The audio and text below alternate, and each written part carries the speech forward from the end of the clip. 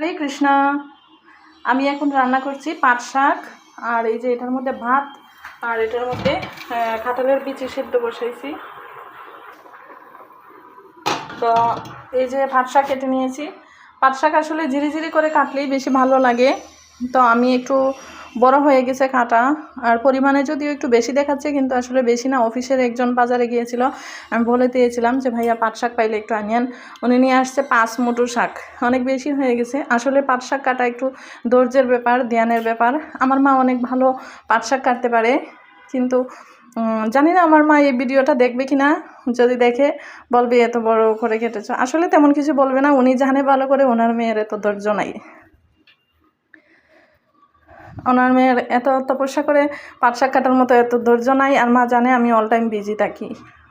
তো আমার মা অনেক ভালোভাবে পাট শাক কাটতে পারে, যেটা গ্রামের মানুষও অনেক সময় অনেকেই নিয়ে আসতো যে একটু কেটে দাও। ভালো থাকবেন সবাই। হরে কৃষ্ণা।